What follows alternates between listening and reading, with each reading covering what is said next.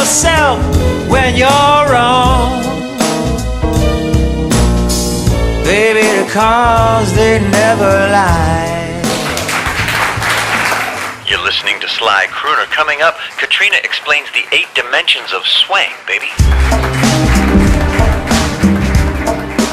Well, Mama Jobbies, having heard about all of the great ancient swanks, we were all extremely curious. What did all of this mean for us today, the living swanks? And she said, aha, for that, you have to go get my new book, available on Harper Press for $29.95, or on my website, MysticQueenKatrina.com. Everybody's trying to sell something. She said the book is called The 8 Dimensions of the Swank. And I said, great knower of the unknowable, please tell us, what are these 8 levels of the swank? And why are there 8 levels of swank? And sitting around her like mushrooms, we all looked up to her. And at that moment, a little puff of cosmic wind must have blown through the club because the stars in her hair made a little gentle tinkling sound as she started to explain patiently to us, as if to a child. She said, 8 is a mystical number, as it is neither a prime number or an odd number. As a result, it's a very even-tempered number, you see. And she said if you add up all the elements of 8, which is 8 plus 7 plus 6 plus 5 plus 4 plus 3 plus 2 plus 1, it equals 9. Now this apparently happens only in a universe where the basic principles of arithmetic don't apply, Mama Jobbies. But she went on. She said 9 is exactly 1 more than 8, which symbolizes the eternal striving to be one better or to one-up your neighbor, which is a practice we carry on even today in the great traditions of jealousy and war. And we all nodded in solemn agreement at the eloquence of her explanation. And I said, Great Queen, what are the 8 dimensions of the swank? She said, that's a very good question, Sly. I'm glad you asked.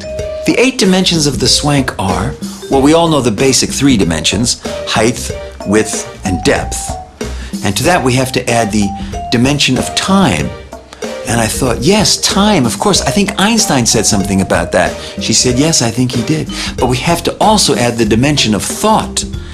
I've never heard of that one, I said, Great Queen. She said, yes, but there's more. There's the dimension of moonlight. Oh, really? And the dimension of vodka. Oh, yes, that one I know. And she said, and the dimension of love, the highest dimension there is. And she said, to reach the highest level of consciousness, you need to transcend all 8 levels of the swank, including that real stickler, number 7, the dimension of vodka. Many get stuck on this dimension and cannot proceed. She said, the dimension of vodka is measured in universal units called martinis. And we all oohed and awed at the simplicity of this powerful statement. And it is said it takes 1,000,000 martinis to equal 1 psychic unit of temporary well-being called a snootful. And we all said together, snootful. She said for the true believer, it takes 7 snootfuls to reach the highest level of inner peace called bliss. And she said, it comes with a half-priced coupon for your second entree. Okay, you made that part up.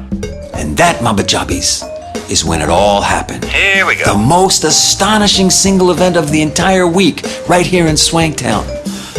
Mika the Akita, who had been lolling gracefully underneath the beautiful big black Berzendorfer piano during this entire talk, mysteriously, and I swear this was not a coincidence, she summoned up at that exact moment the energy it took to roll over and have a deep little dog stretch and a yawn and then go back to sleep.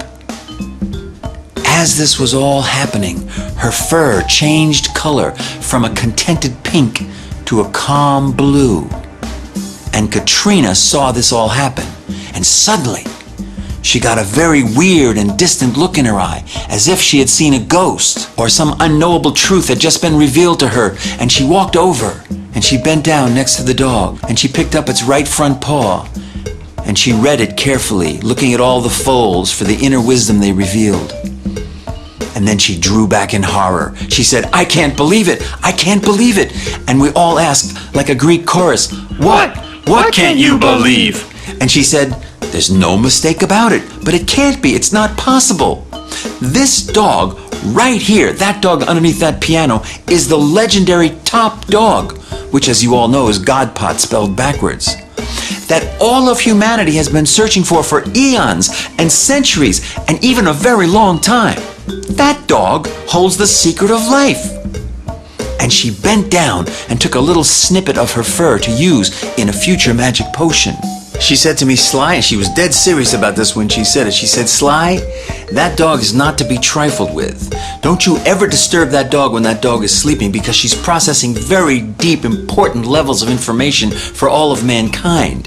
And she said, did you know that dog was God spelled backwards? And I said, Katrina, could I freshen your martini? She said, why, yes. All this future of mankind stuff has left me with a powerful thirst. I said, Katrina, I know just what you mean, baby. At a time like this, a little sip of swank is just the ticket. You're hot and bothered like a Latin lover. You turned inside out, not worth the trouble, baby.